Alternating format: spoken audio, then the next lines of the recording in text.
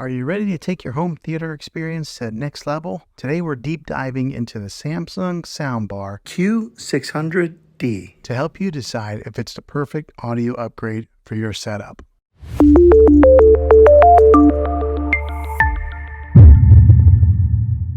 Now, the different sound types that this thing has, the different sound modes are standard, surround, Game Pro, and adaptive. Now, the differences with these models is that surround gives you that all-around widest sound stage, particularly in like a bigger section, so it gives you that nice all-around sound.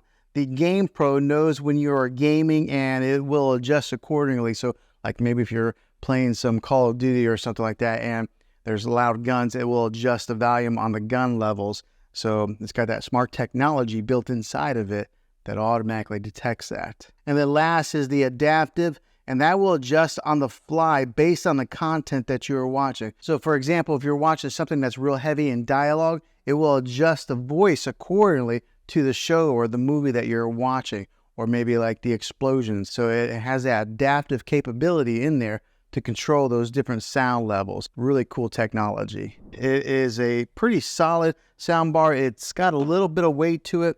I did not mount it onto the wall. I just kind of put it right here.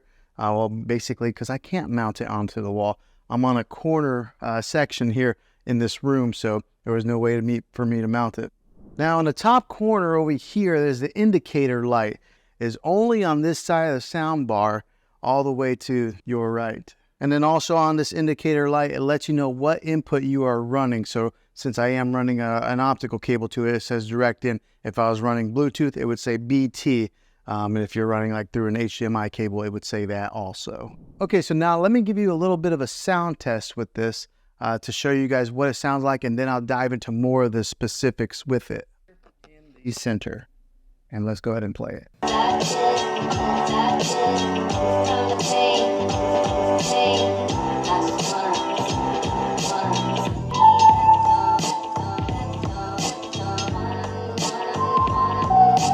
Now what I'll do is I'll take the microphone and I'll stand back as far as where I would be sitting for movie watching, and to kind of give you guys what that sound would be like if you were sitting in that type of a distance watching a movie. So let's do that test now. Okay, so that gives you a little bit of an example of what this thing sounds like. It's a great sounding soundbar. All right, so let's talk about the cosmetics on it first to get started off. So on the top and the side here, or on the front and the top here, it's got a metal grill that's kind of gives you a little bit of that industrial feel. And I think it looks pretty good like this, just on the stand right below TV. And the way that Samsung designed this is to pair up with their television. So as you can see, it does not go up above the screen any. So that's kind of nice to give it that nice clean look. And it's got the branding on the top here that says Samsung, but it's black, metal, real sleek looking. Now on the side of the soundbar over here, on this side here, it does have a volume control button, a plus, a minus. It's got a button on there to push it for Bluetooth pairing. And what you would do with that, when you push the Bluetooth pairing, you gotta push it, it'll come up there, Bluetooth. Then you gotta hold the Bluetooth button for about 5 seconds, and then that sets it into pairing mode to pair it with whatever device that you want to Bluetooth with it. So it is a little bit of a learning curve on that, and it's really clean with not having a whole lot of buttons on the side there. And then of course there's the power button on the side as well. But when it comes to the Bluetooth, you might have to have a little bit of patience. 5 seconds. Now on the back of this soundbar, you do get some good connections, different types of connections to kind of go with whatever TV that you have. You get 2 HDMI imports. One of them is that ARC HDMI input. You get the regular 35 or 3.5 millimeter, the old-fashioned stereo jack. You get that. And then you get the optical audio cable, which that's what I'm using here. And then if you wanted to, you could even Bluetooth it with the TV. But if you have this, I recommend that you go wired in. You're going to get the best connectivity that way, and you're probably your best sound. So I have it with the optical cable, but it does have that HDMI hookup also. Whatever type of TV that you're running to with this, it'll work. Now, the other great thing about this is it's not specific to the QLED. All right, if you had another Samsung TV, you could do that also. Or if you had another brand TV, Vizio, LG, or something like that, you could still use the soundbar with those models of televisions. But if you do purchase a QLED TV like I got here, I recommend that you complement it with one of these awesome sound bars. Just makes it a really cool movie experience, especially if you're spending that kind of money. Go ahead and just spend a few extra $100 and get this sound bar, and then you'll never have to go to the movie theater. You can just kind of stay home and watch your movies that way. There are speakers on the top, and then there are speakers here in the front that are booming out, and then you got the sound bar that I have sitting on the floor there. You do get a dedicated center channel, which does a fantastic job of handling the vocals when it comes to any kind of movies or anything like that. My wife and I were watching a television show the other day, and I was really surprised at how well it balanced the vocals with some of the like explosions or anything that were in the background. So that dedicated center channel does a fantastic job with that. Now the remotes on these things, they are really thin like that, so that makes it kind of easy to get lost in a couch or a chair, but they're really similar to the QLED TV remote. So let's take a good look at here. So this one here is the QLED remote. This one here is a soundbar remote. As you can see, there's not a whole lot of difference between the two. They're both real thin. They're angled like that. But whenever you do hook in this soundbar, and if you are hooking it in to a Samsung TV, then you don't need the soundbar remote. You can control everything with the TV remote. Now on the remote control for the soundbar, you can turn up the subwoofer sound and the regular sound volume. So it does give you two different options on there.